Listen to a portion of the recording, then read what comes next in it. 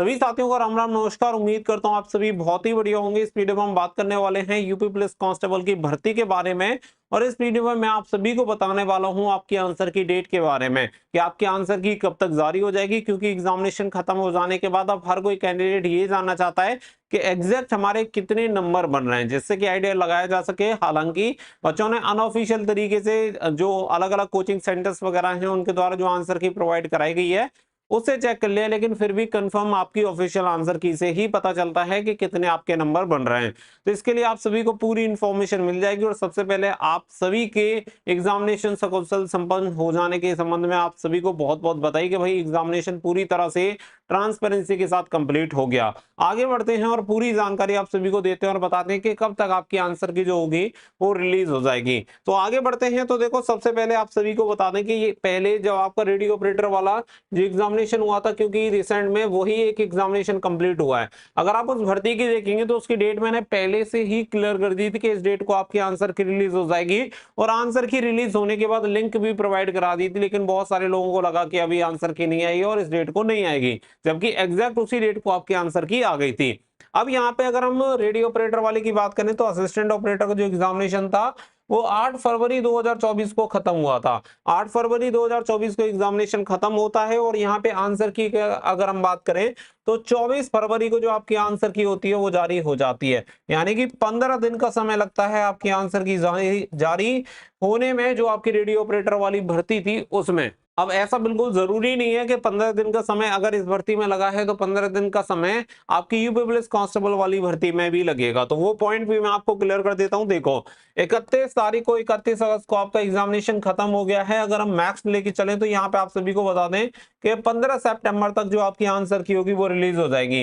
हालांकि देखो, टाइम इसमें लगेगा क्योंकि यहाँ पे नंबर ऑफ कैंडिडेट बहुत ज्यादा है, तो वो सारी चीज भी देखते हैं। पूरी तरीके से प्रॉपर तरीके से सारी चीजें सही हुई है नहीं हुई है वो भी क्रॉस चेक वगैरह की जाएंगी।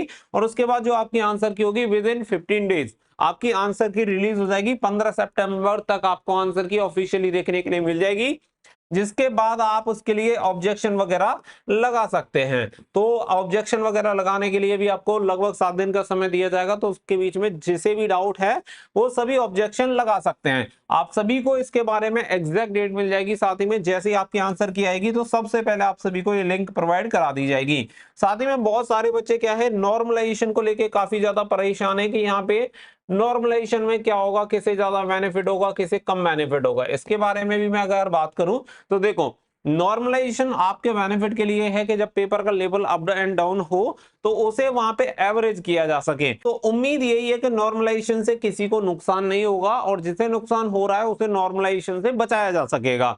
यही चीजें देखने के लिए मिलेंगी। अब नॉर्मलाइजेशन में कोई किसी भी शिफ्ट में कितने भी नंबर बताए, लेकिन एग्जैक्ट जब आपका रिजल्ट जारी होता है तो उसके बाद ही ये चीज क्लियर हो पाती है कि भैया आपको नॉर्मलाइजेशन में कितने नंबर मिले। क्योंकि देखो, आप ऐसे समझो कि पेपर किसी का हार्ड है, इस चीज से कंफर्म नहीं होता कि हार्ड है, कि हमने देख लिया हमें हार्ड लग रहा है, उस चीज से कोई मतलब नहीं है। मेन जो मतलब है वो है कि उस शिफ्ट के बच्चों का जो एवरेज स्कोर है वो कितना जा रहा है। मान के चलो 3 पेपर हुए, एक में मान लेता हूं पहला हुआ, दूसरा हुआ और तीसरा हुआ। इसका पेपर सबसे इजी था अगर बाहर देखते हैं। फिर इसके अलावा यहाँ पे इसका पेपर मॉडरेट था और इसका हम मान लेते हैं इसका मॉडरेट था और ऊपर वाले का हार्ड था, इस तरीके से मान लेते हैं।